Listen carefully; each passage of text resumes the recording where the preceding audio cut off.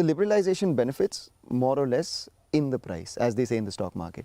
The next leg of growth, do you think manufacturing is one of them, that the whole Make in India, PLI sort of schemes that have been announced, will that be the engine that fires the next leg of growth? Well, let me answer that question historically, Mangalam, which is that I think one of the reasons why service sector boomed post 1991 was that it required less of the state. So the IT sector broadly required the state to get out of the way.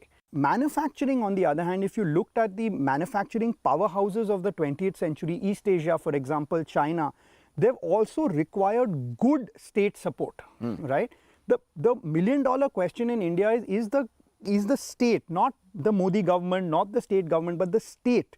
Is the Mai Baap Sarkar capable of manufacturing friendly growth? I'm not so sure about that. Don't forget, like for example, the MITI, the ministry that promoted industry in Japan, was very efficient, very honest, and was far-sighted.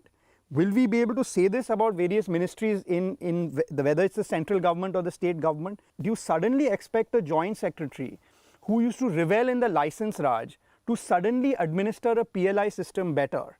That's where my hesitation comes from. How would you view this as a person who's running businesses? I mean, India, and in particular in the context of GCPL, is becoming a relatively easier manufacturing hub. We just announced a large investment in Tamil Nadu. Certainly at a state level, we have been very happy with the interaction and the support that we've got from the state of Tamil Nadu.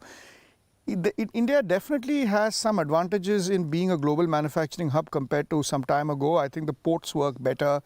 States are very, very sort of competitive in getting investments, so they're very helpful in getting permissions, etc. I think there's a certain amount of critical mass of skilled labor that's available in India. At the same time, labor prices are low. There is plenty of availability of a wide range of raw materials in India. I think there are a lot of stars aligning for India to be a global manufacturing hub. But on the other hand, there is a counter to it, which is manufacturing today is a lot more automated than it was in the 80s as well. So I don't know whether it will generate the same amount of jobs that it did in the past. I don't know, and it depends on what kind of manufacturing. But I see personally from the Godrej example, a lot of stars aligning for India to be a good manufacturing hub. Both of you all come from different vantage points, but obviously meet at common ground, which is India right now. You see the world through your business eyes, you see the world through the eyes of academia, and do you really believe that the next decade or two belong to India when it comes to supernormal growth? This idea of Make in India was embedded into us. My father, after finishing his engineering in IIT Powai, he went to New York University, but he came back to India. And my mother is a sociologist, she's gone to villages in India, she understands Indian society. And from a very early age, the two of us, for us, our family outings was going to an Indus Valley site, Dholavira, or going to Ajanta and Ellora caves. This idea that this is a rich and deep civilization with enormous self-correcting methods, right? That if every time we go a little bit left, little bit right, the society itself has a genius to it. I think that's what, at least the two of us bet on. That's why I came back to India. That's why he's had multiple opportunities to go abroad, to be, to work in global companies. But for him, his heart has always been here. Now, Indian states, ministers may come, ministers may go, prime ministers come, prime ministers go. But I think that if you take that view of India, I think our civilization is definitely in the cusp of greatness. Any of your investors taking a long-term view, this is a civilization that is rising. And it's a country that therefore you should bet on. One of the things I observe when I go across the world is that Indians have a tremendous sense of entrepreneurship. You will find in Africa, in Southeast Asia, a lot of the entrepreneurs are either Indian or Chinese. That keeps the Indian market incredibly competitive.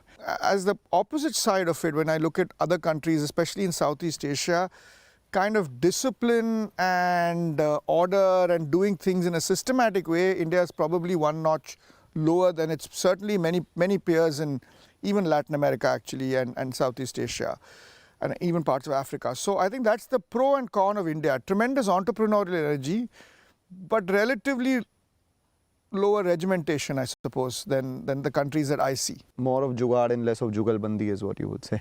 The title of my second book, Jugalbandi, is precisely because, and this will be ironic to say, the BJP is a deeply un-Indian organization, and self-consciously so. That in India, we are all prima donnas, we all want to be leaders of teams, we don't know how to work together. In that, a culture in which teamwork is emphasized is frankly un-Indian. But in that sense, it's funny to say, but the Congress is a deeply quote-unquote Indian organization. From a Godrej standpoint, three key perceptions that you had before you joined, which have been changed after you joined. I think it's a highly values-driven organization with unusually high governance levels, going back to some of Vinay's points on being a little, different in that sense. A history of entrepreneurship and history of innovation, history of scientific innovation and frugality in cost. These have been really good. I think the degree of professionalization in certain areas like technology, marketing, etc. was good but not great. And these are areas that we've focused on, which is to enable a better use of technology, the science of marketing, the science of innovation versus, like the art of innovation. So I guess these are the areas where Godrej probably needs to get better at. What do you think then would be the risk to all this optimism that we have, not only about the consumer sentiment, India as a civilization and all that? Well, the one thing that keeps striking me is something academics actually are not very good at, which is delivery. Like, you have these policies, you have a PLI scheme in manufacturing. Can you deliver, right? And in India, it is again delivery, delivery and delivery. Focus on delivery requires discipline, requires regimentation, requires listening. These are not skills Indians are famous for. What would you say from a business standpoint? From a business standpoint, not to do with my current role in Godrej, but I worked in foods for a long time, prior to that, almost a decade. And the development of Indian agriculture and food processing is very crucial.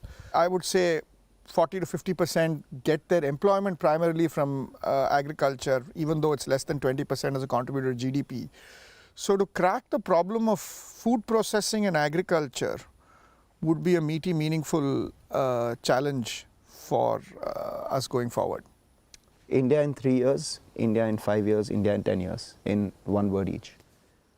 India in 3 years, I would say chaotic, but India in 1,000 years, as stable as it is always.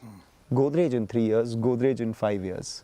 Godrej in 3 years, I hope will be the most innovative FMCG company in India. And I hope in 5 or 10 years is the most innovative company that solves consumer needs across the world. Your top 3 prime ministers of the country? I'd certainly say Narasimha Rao is one. Obviously, you wrote a book on him. I'd say, I mean, in terms of consequential, I'd say both Modi and Nehru would be number 2. Both. And ironically, because, they do come from vast, but in terms of remolding the idea of India to their image, I would put both of them as strong number 2s. The reason I put Narasimha number 1 is that he inherited a lot more problems than the other 2. The top 3 consumer companies of India which are not HUL and Godrej Consumer. I'm a big admirer of DMart and what they have done in the recent past. I've been an admirer of Nestle as well for consistent results over 20-25 years. I've also been an admirer, I guess it's a bit of a cliche, but of Asian Paints for what they've done to the supply chain. So I guess these are companies I'm admirers of. You know what happened the last time we spoke about different companies, right? So you were in Unilever, you went to GCPL, and now you're speaking about Nestle, Asian Paints and DMart. We'll keep an eye out on that, but nothing happening in the very near future for sure, right? That's very funny. Well, yeah. Well, I hope not. But talking about the near future, what are you working on? You've spoken about 2 prime ministers, rather 3 prime ministers, but I'm sure you would be wanting to write about others as well. Yeah, well, so I have these 2 projects. One is for the last year I've been working on, both a biography of Manmohan Singh in the context of kind of economic transformation of India. But more immediately, me and this fantastic Stanford academic Dinsha Mistry were working on a project on the success of Indians in America.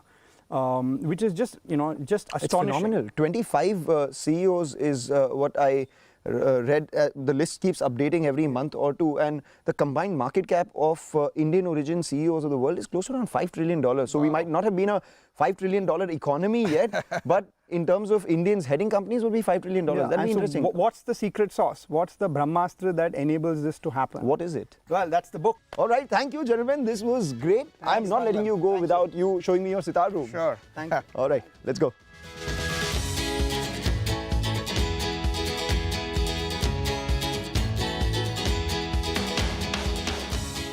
Sudhir, thank you so much for doing this for us. Thanks, Mangalam. I'm during a duress. I haven't touched this instrument for a few years. Doesn't matter, but you know, the way you're holding it, it looks like you've been playing it for a very long time anyway. This wonderful place, it's inspired by your love for art. Well, yeah, I mean, the name of this place is Malhar, so maybe I'll play a few strains from Rag Malhar. Let's do that. Sitapati with the sitar.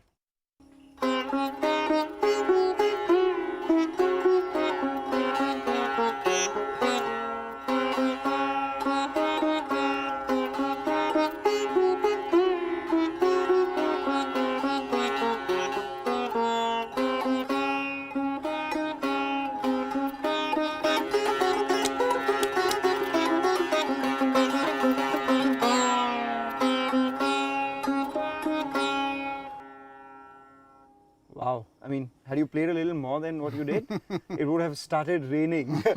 Come on. Well, you know, we're talking about the India theme, India, everything. Can you play something that encapsulates India according to you? I mean, is there a tune that you have?